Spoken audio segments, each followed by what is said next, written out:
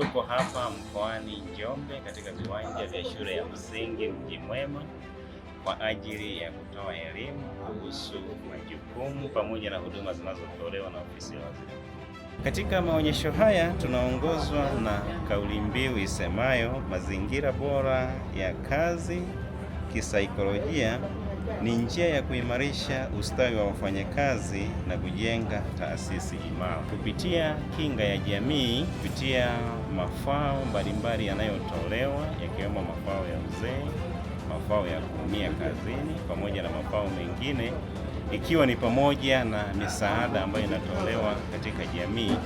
Yote haya yanalenga kuimarisha mahusiano ya kisaikolojia ikiwemo kuwa na uhakika wa kifedha wa leo na baadaye. Tunawakaribisha wananchi wote wa mkoa wa Njombe pamoja na mikoa ya jirani katika maonyesho haya.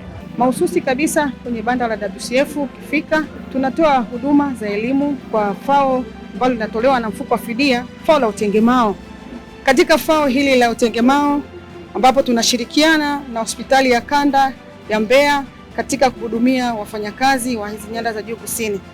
Karibuni sana muweze kupata huduma za ushauri na elimu kuhusu viungo bandia kwa wale wafanyakazi ambao wamepata ajali sehemu za kazi. Sisi tunashughulika na wananchi ambao wameajiriwa kwenye sekta binafsi na wale ambao wamejiajiri wenyewe. Kwa tuko hapa kutoa elimu, kuwapa awareness kwamba sasa hivi huduma zetu tunatoa kwa njia ya kidijitali zaidi. Huna haja ya kwenda kwenye ofisi zetu kutaka huduma ya kujiandikisha au kulipa mafao au kulipia huduma zetu ambazo tunazitoa.